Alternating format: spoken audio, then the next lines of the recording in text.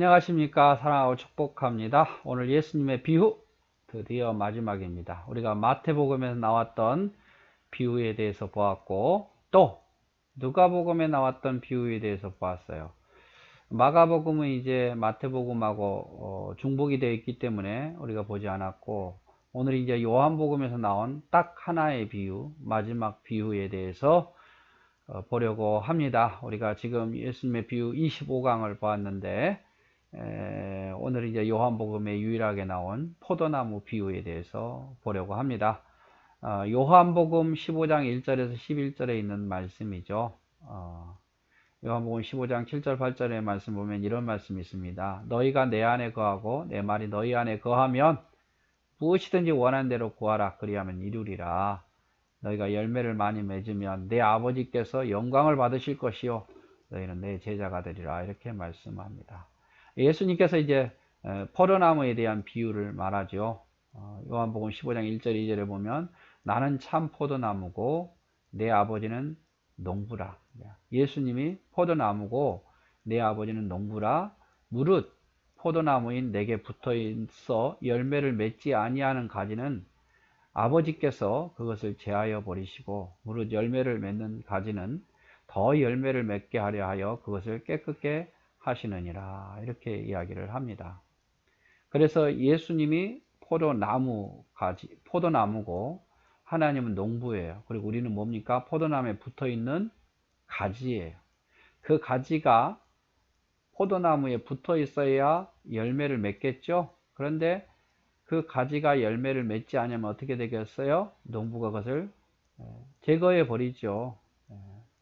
우리로 말하면 솎아낸다고 말하나요? 제거해 버리고, 열매를 많이 맺는 가지는 더 열매를 맺게 하기 위해서 어떻게 합니까? 장가지를 쳐주는 거예요. 장가지를 쳐주는 거예요. 그래서 나는 포도나무요 너희는 가지니라. 예수님은 포도나무고 너희는 가지고 아버지는 농부다, 그 말이에요. 그래서 나는 포도나무여 너희는 가지니 저가 내 안에 내가 저 안에 있으면 어떻게 되겠어요? 자연적으로 과실을 많이 맺는다, 그 말이에요. 그래서 내 이 포도나무를 떠나서는 가지가 열매를 맺을 수가 없겠지요. 잘려진 가지가 어떻게 열매를 맺을 수 있겠습니까? 그런 거예요. 자, 그래서 풍성한 열매를 맺기 위해서 우리는 어떻게 해야 되겠는가? 풍성한 열매. 우리 계속 예수님이 강조하신 게 뭡니까? 지금 풍성한 열매를 맺으라, 그 말이에요. 하나님 자녀들은 풍성한 열매를 맺으라. 풍성한 열매. 나 자신을 위한, 세상에서 재물이 많고 이거 풍성한 열매 아닙니다. 하나님 나라에서 하나님 나라를 위해서 풍성한 열매를 맺으라. 계속 지금 강조하는 게 시간이 됐든 물질이 됐든 뭐 몸이 됐든 뭐가 됐든 하나님을 위해서 열심히 천국의 상급을 쌓으라, 그 말이죠. 천국에 저축하라, 그 말이에요. 그러니까 그 풍성한 열매를 맺기 위해서 그렇게 해야 되는데, 그 열매를 맺기 위해서 방법은 딱 하나예요. 방법은 하나.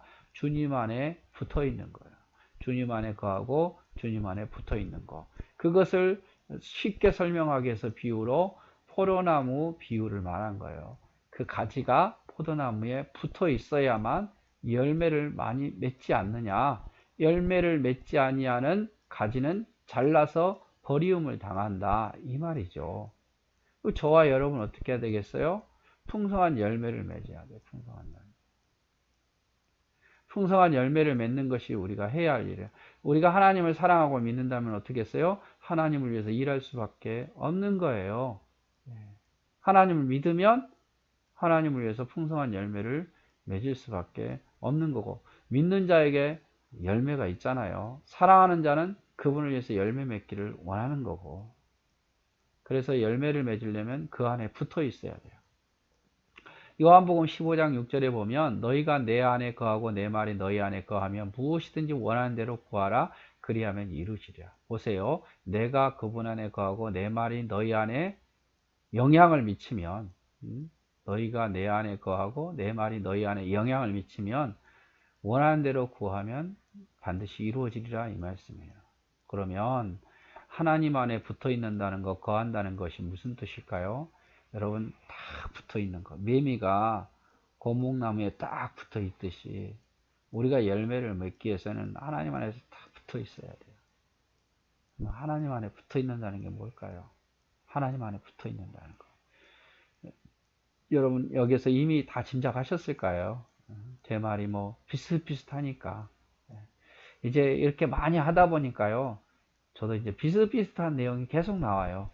그런데 하나님 안에 붙어 있는다는 것은 뭐냐면 바로 말씀 안에 있는다는 거예요. 기도하는 곳에 있는다는 거예요. 교회 안에 있는 거예요. 여러분 그래서 말씀을 떠나 살지 마십시오. 말씀을 늘 곁에 두십시오. 이게 복이라고 말했잖아요. 요한계시록에도 그 말씀을 듣고 그 말씀을 읽고 그 말씀을 따라 행하는 자가 복이 있다고 말했잖아요. 시편 1편에도 늘 주의 말씀을 주야로 묵상하는 자가 복이 있다고 말하잖아요. 여러분 말씀은 복이에요.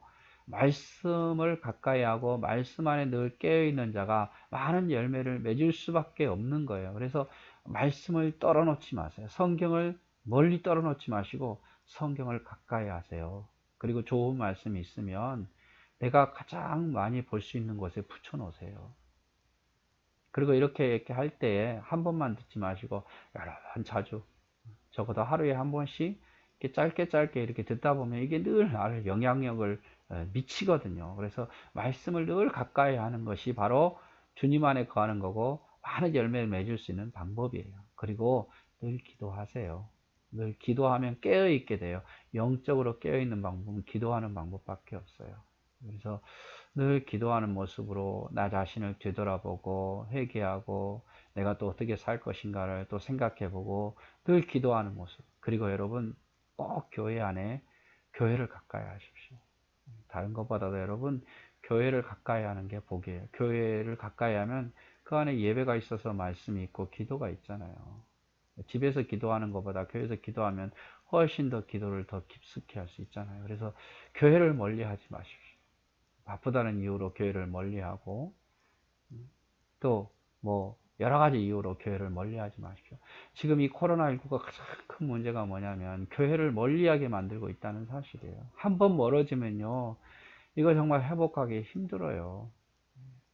앞으로 코로나19가 얼마나 더 걸릴지 모르겠지만 이거 한번 멀어지기 시작하면 이거 회복하기가 너무너무 어렵습니다. 여러분 교회를 안 오기는 쉬워도 다시 오기는 쉽지 않아요.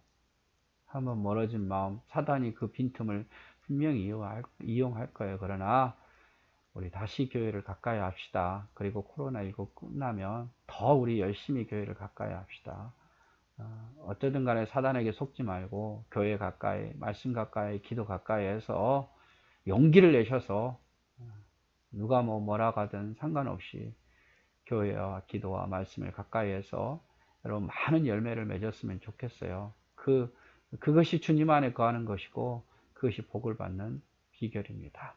오늘 마지막 비유, 포도나무 비유에서 아버지가 농부, 예수님이 뭐요? 원 포도나무고 우리는 가지. 그 안에 붙어 있어야 포도의 열매를 많이 맺듯이 우리가 주님 안에 붙어 있어야만, 주님 안에 붙어 있어야만 열매를 맺을 수 있다.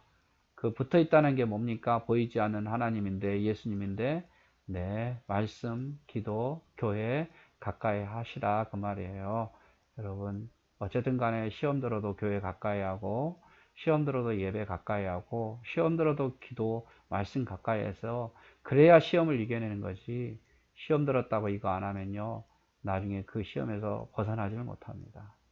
네, 아무튼 우리 사랑하고 축복하고, 예수님의 비유 들으시느라 너무 고생하셨고, 저도 이제 가면 갈수록 이렇게 똑같은 말을 반복해서 좀 그래요. 그러나 여러분에게 큰 도움이 되었으면 좋겠습니다. 네, 정말 사랑하고 축복합니다.